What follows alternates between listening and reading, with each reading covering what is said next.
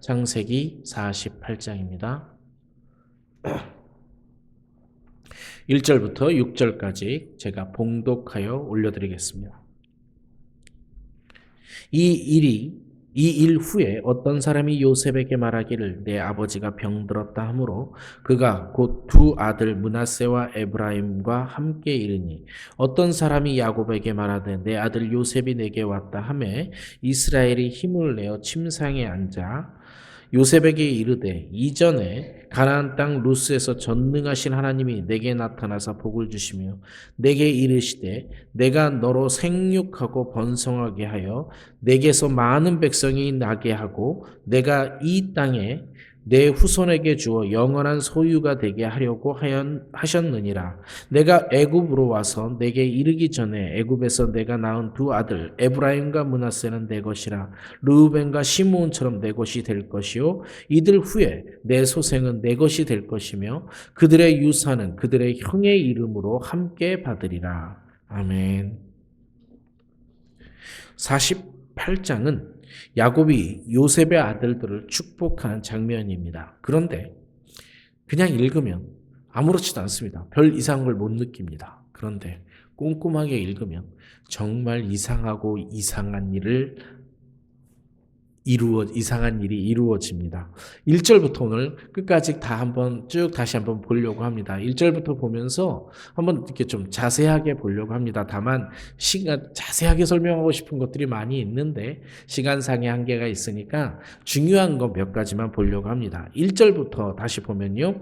이 일 후에 어떤 사람이 요셉에게 말하기를 내 아버지가 병들었다 하므로 그가 곧 두 아들 므낫세와 에브라임을 함께 이르니. 자, 요셉이 아버지가 병들었다는 얘기를 들었어요.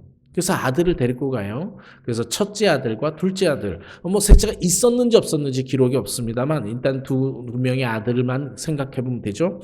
므낫세와 에브라임을 함께 데리고 갑니다. 그런데 2절에 보니까 또 이제 다른 어떤 사람일 수도 있어요. 어떤 사람이 야곱에게 말합니다. 이번에 야곱에게 내 아들이 왔다 이렇게 얘기하니까 이스라엘이 힘을 내어 침상에서 앉아. 자, 병들었어요. 병들었고 힘을 냅니다. 이때 야곱이요. 거의 돌아가실 때가 됐어요. 그래서 이게 침상에서 일어난다라는 이 단어 뜻이 좀 강조되어서 써준 겁니다. 지금 죽을 힘을 다해서 일어났다고 보셔야 되는 거예요. 일어나가지고요. 3절입니다. 요셉에게 이르되 이전에 가나안 땅 루스에서 전능하신 하나님이 내게 나타나 복을 주시며 내게 이르시되 내가 너로 생육하고 번성하게 하여 내게서 많은 백성이 나게 하고 내가 이 땅을 내 후손에게 주어 영원한 소유가 되게 하리라 하셨느니라 그랬습니다. 참, 루스라고 하는 지역에요. 야곱에게 하나님이 나타나셔서 뭐라고 했냐면 여기 표현은 없지만 너희 할아버지 아브라함에게 약속한 그 다음에 아버지 이삭에게 약속한 그리고 너에게 다시 한번 약속을 확정하는데 가나안 땅을 너에게 주겠다. 그런데 그 가나안 땅을 주는 방법이 자손이 번성하겠다라고 하는 하나님의 약속인 겁니다. 이 하나님의 약속을 다시 한번 상기시켜 주는 겁니다. 그래서 5절에 보면 내가 애굽으로 와서 내게 이르기 전에 애굽에서 내가 낳은 두 아들 에브라임과 므낫세는 내 것이라. 르우벤과 시몬처럼 내 것이 될 것이요. 6절 이들 후에 내 소생은 내 것이 될 것이며 그들의 유산은 그의 형의 이름으로 함께 받으리라. 정말 이상한 일이 벌어집니다. 잘 보세요. 아들이 낳은 손자예요. 아들이 낳은 손자인데 뭐라 그러냐면 이제 그들은 내 것이 될 것이다. 보세요. 손자를 내 것이라고 얘기하고요. 그 다음부터 나오는 후생들은 이제 나오는 아들들은 요셉 너가 가져 이렇게 얘기하는 겁니다. 손자를 양자로 삼는 겁니다. 분명하게 양자로 삼는 것이요. 에브라임과 므낫세는 내 것이 될 것이라. 이들 후의 소생은 내 것이 될 것인데 에브라임과 므낫세는 그들의 유산은 그들의 형의 이름으로 함께 받으리라. 그들의 형의 이름이라고 하는 게 뭐냐면요. 11 아들을 얘기하는 겁니다. 그러니까 므낫세와 에브라임을 양자로 삼아서요. 자신의 12아들 반열에다 올리는 겁니다. 그러니까 지금 어떻게 된 거냐면 이스라엘은 아들이 14명이 된 거예요. 이상하지 않습니까? 아들이 14명이 됐어요. 더 이상한 게 하나 있습니다. 요셉이 아들을 데리고 올 때는 1절에 보면 므낫세와 에브라임을 데리고 옵니다.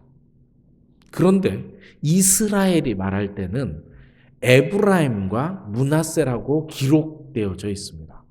정확하게 한 번도 헷갈리지 않고 그렇게 기록하고 있는 겁니다. 이제 또다시 이상한 일이 벌어지는데요. 7절입니다.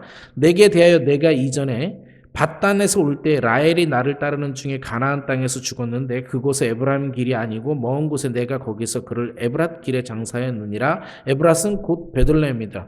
어머니가 돌아가신 것들을 상기하면서 8절 이스라엘이 요셉의 아들들을 보고 이르되 이들이 누구냐? 여러분 지금요 아들을 양자 삼았어. 아들을 양자 삼았는데 이들이 누구냐 이렇게 물어봅니다. 주석을 보니까 두 가지 다 있습니다. 좀 이따 나오는데 다음 절에 나오긴 하지만 야곱이 지금 눈이 어두워가지고 다시 한번 확인하는 거다라고 할 수도 있고요.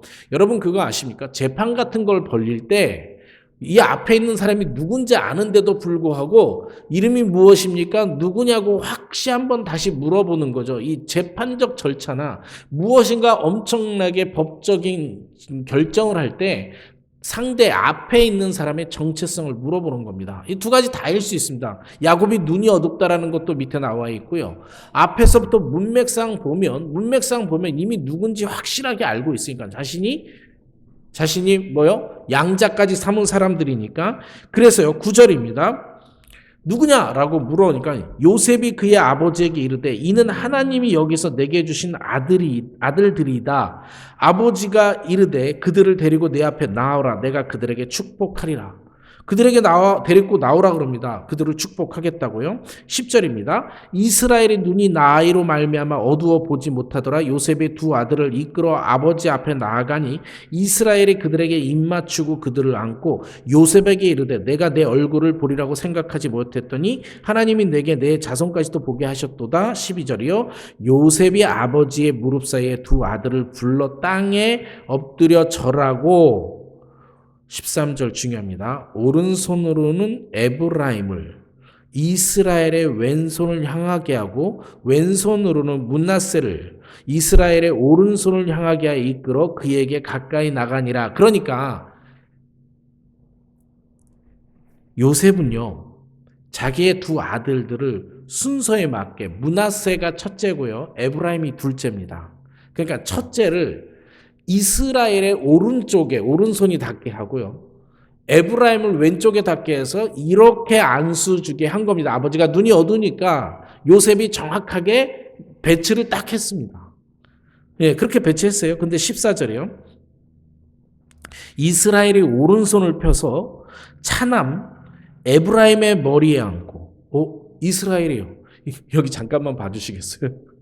이렇게 해야 되는데, 이렇게 하고, 이렇게 하는 겁니다. 여러분 이게 쉽습니까? 이거는요 의도를 갖지 않으면 못하는 겁니다. 이건 이상한 일을 하고 이상한 일을 벌이는 겁니다. 자 한번 보세요. 첫 번째 이상한 일이 뭐냐? 손자를 양자로 삼았어요. 두 번째 이상한 일이 뭐냐? 차남을 장남으로 삼았습니다. 지금 성경을 보면 이렇게 보면 축복하는구나 그러는데 자세하게 보면 정말 이상한 일을 벌인 겁니다. 네. 15절에서 16절까지 이제 장자의 권리를 넘기는 축복 기도를 합니다. 그가 요셉을 위하여 축복하고, 다시요. 이스라엘이 누구를 위해서 축복 기도했냐면요. 요셉을 위해서 축복을 기도하고 이르되 내 조부 아브라함과 아버지 이삭이 섬기던 하나님, 나의 출생으로부터 지금까지 나를 기르신 하나님, 16절입니다. 나를 모든 환난에서 건지신 여호와의 사자께서 요셉을 축복하는데요. 여호와의 사자께서 이 아이들에게 복을 주시오며. 여러분, 야곱은요. 지금 이스라엘이라는 이름으로 활동하고 있는 겁니다. 야곱의 이름이 아니에요. 이스라엘이라는 이름으로 활동하고 있는데 손자를 양자로 입양한 것도 차남 에브라임을 장자의 권리로 축복하고 있는 것도 하나님의 사자가 시켜서 했다고 얘기하고 있는 겁니다. 내가 내 뜻이 아니다.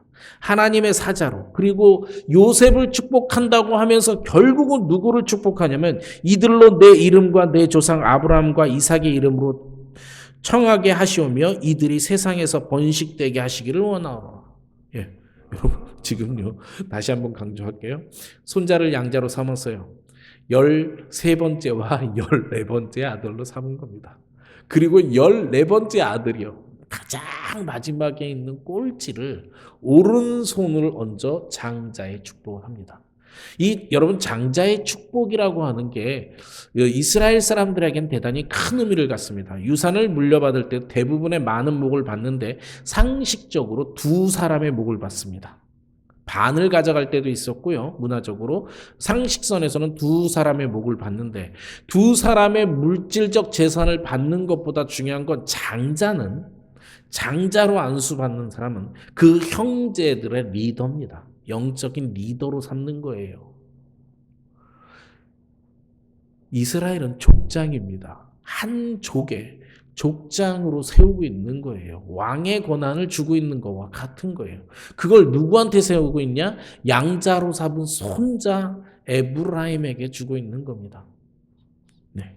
여러분 이게 너무 이상한데 이 일이 어떻게 벌어지는지 아십니까? 성경을 읽어보면요. 앞으로 400년 동안 무슨 일이 벌어지냐면요. 이 아이들이 번성을 하는데 400년 이후에 출애굽을 합니다. 출애굽할 때요. 에브라임이 가장 많은 후손을 갖고 나갑니다. 숫자상으로 거의 12형제 중 14형제 중에 요셉을 뺀다고 쳐도 13형제 중에서요. 거의 4분의 1의 인구에 가까운 인구를 데리고 나갑니다. 이 에브라임과 므낫세가 합치면 거의 이스라엘 민족 출애굽하고 있는 인구의 3분의 1 수준을 넘는 가장 메이저 세력이 돼서 출애굽을 합니다. 그런데요, 이 일이 구원의 역사하고도 엄청난 관계가 있습니다. 이 일이 영적인 해석으로 보면 이렇게 되는 겁니다. 여러분, 이 일은 출애굽과 영적인 해석을 위해서 반드시 필요했던 일입니다. 이 이상하고 이상한 일이 손을 엇갈릴 만큼 이상했던 일이 왜 필요했냐면요. 여러분, 광야 생활을 할 때, 출애굽하고 광야 생활을 할 때 한번 보시겠어요? 장막을 중심으로 세상을 살아가는 겁니다. 40년 동안 장막을 중심으로 살아요. 이때 레위 지파가 장막의 가운데에 돕니다. 가운데 살아요. 그리고 나머지 11지파가 장막의 가운데, 장막을 둘레에 있습니다. 그러면 11지파가 쓰면 세 지파, 그리고 나머지 2지파에서 1지파가 모질라죠. 그런데 레위 지파를 가운데 장막을 중심으로 하고 양쪽에 이 사방에 동서남북에 3지파씩 쓰면 12지파가 필요합니다. 즉 요셉지파라는 말 들어보셨습니까? 요셉지파라고는 성경에 기록하지 않고 뭐라고 쓰냐면 이때 에브라임 반쪽 지파, 므낫세 반지파. 그래서 성경을 읽을 때 에브라임 반쪽 지파, 그 다음에 므낫세 반쪽 지파입니다. 이들을 합치면 요셉 지파가 되겠지만 요셉 지파라고 안 하는 이유가 왜냐면 이들이 나머지 11형제와 같이 뭐 했어요? 장자로 입양되었기 때문에 그럽니다.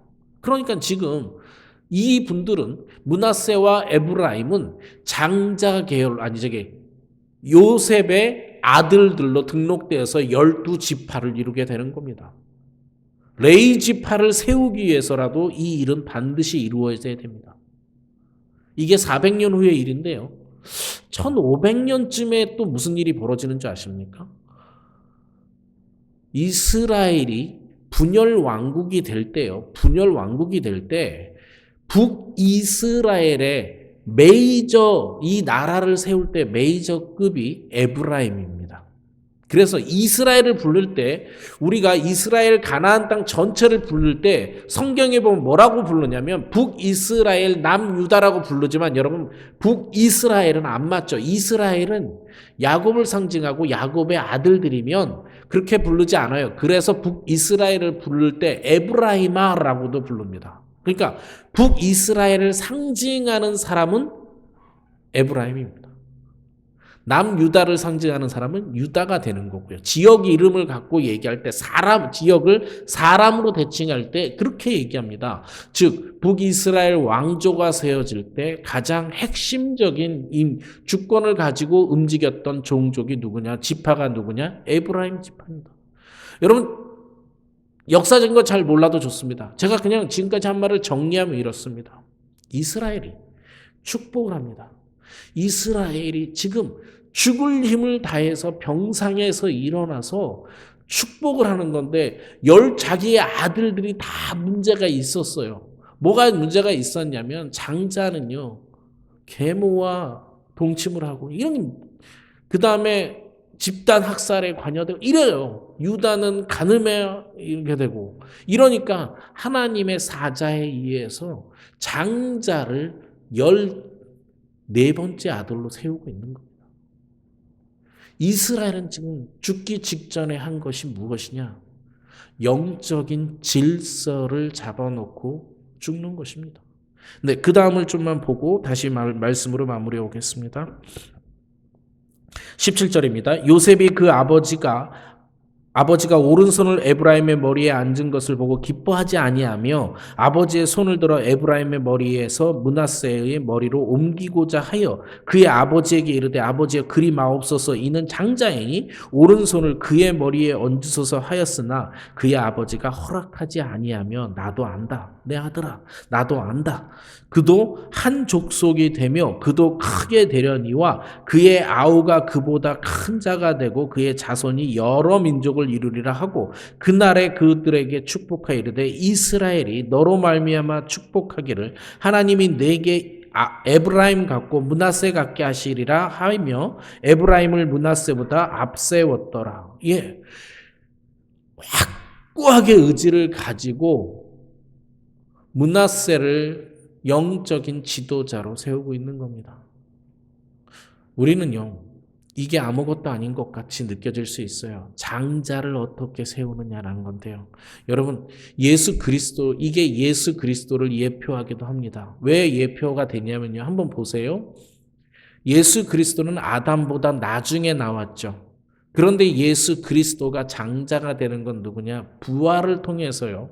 부활을 통해서 죽은 자의 머리가 된다고 로마서에 기록되어져 있습니다. 예수 그리스도는 부활을 처음으로 하셨기 때문에 이 이후에 앞으로 부활할 사람들은 전부 누구 밑으로 줄 서는 거예요? 예수님 밑으로 줄 서는 거예요. 이게 장자에 대한 권리입니다. 하나님의 축복이에요.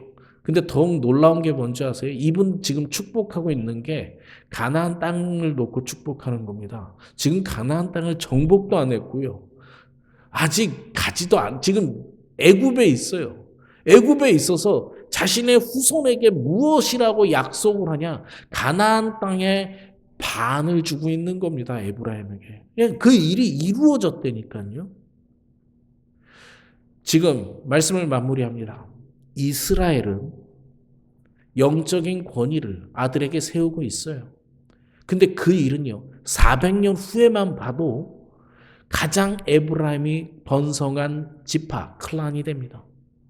그 이후에 1500년 이후에 이스라엘 땅의 반을 차지하게 되는 종족이 됩니다. 이 역사가 이루어져요.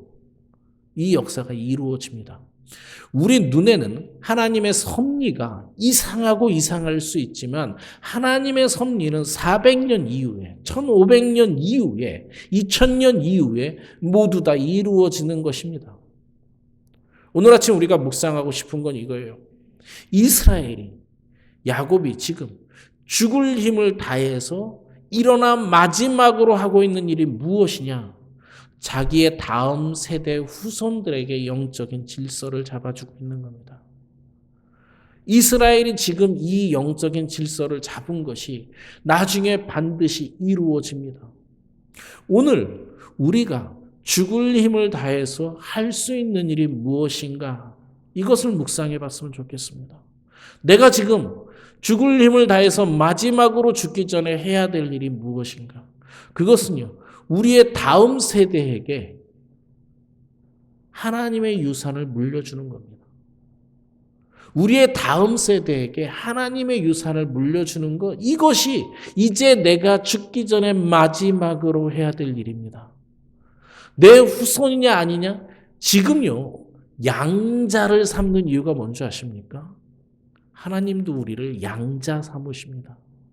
영적인 축복을 주시려고 그래요. 이 이상하고 이상한 일을 하나님이 하십니다. 자신의 피조물을 양자를 삼으시고 축복하시려고 그래요. 나중된 사람을 부활을 통해 자신 아들을 희생시켜서라도 우리를 구원하시려고 해요. 이게 축복의 약속인 겁니다.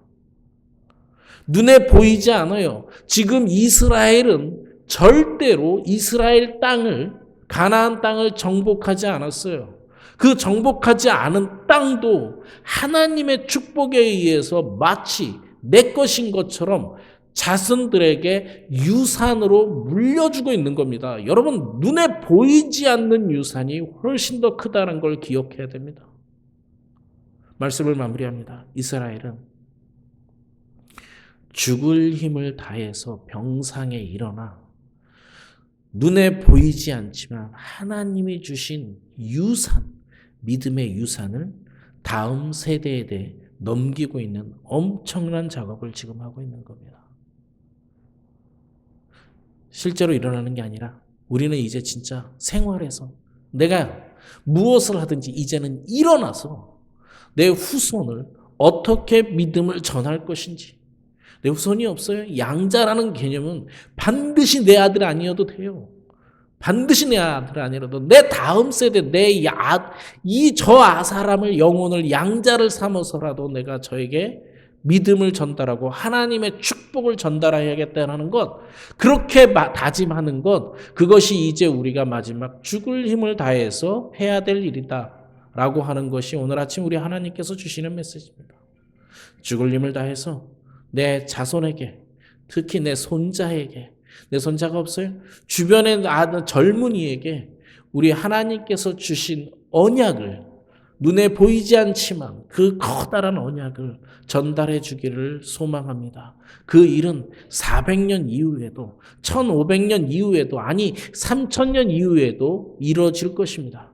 여러분, 오늘 여러분이 죽을 힘을 다해서 여러분의 후손에게 축복하는 것과 하나님의 언약을 물려주는 것은요, 앞으로 몇백 년 후에 나라가 세워질 수도 있는 축복이라는 걸 잊지 않기를 바랍니다. 말씀을 놓고 기도하겠습니다.